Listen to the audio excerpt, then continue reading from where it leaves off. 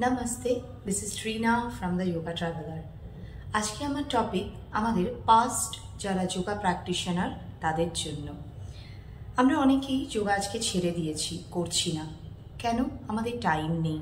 হয়তো আমাদের যে প্রবলেমটা হচ্ছিল সেই প্রবলেমটা সলভ হয়ে গেছে। অনেকে আবার এটা মনে করছেন যে আমরা অনেক যোগা শিখে নিয়েছি এবং বাড়িতে নিজেরাই প্র্যাকটিস করব। সত্যি করে বলুন তো, প্র্যাকটিস করছেন কি সেই পারফেকশনের সাথে, সেই ডেডিকেশনের সাথে? প্র্যাকটিস করুন, তা নাহলে যে প্রবলেমটা আপনি সলভ করেছেন সেই প্রবলেমটা ফিরে আসতে বেশি দিন লাগবে না। আপনারা যোগা করুন আন্ডার গাইডেন্স এবং যোগাটাকে আপনার লাইফের একটা পার্ট বানিয়ে নিন। যেমন আমরা রোজ ঘুম থেকে উঠে ব্রাশ করছি, বাথরুমে ফ্রেশ আপ করছি, অফিসে যাচ্ছি, নিজের কাজ করছি, ঠিক সেরকমভাবেই একটু ছোট্ট টাইম আপনারা রাখুন দিনের মধ্যে, যেখানে আপনারা পারফেকশনের সাথে প্রফেশনালি যোগা করতে পারেন এবং নিজেদের প্রবলেমগুলোকে পার্মানেন্টলি সলভ করতে পারেন, নিজেদের লাইফটাকে হেলদি, হ্যাপি রাখতে পারেন।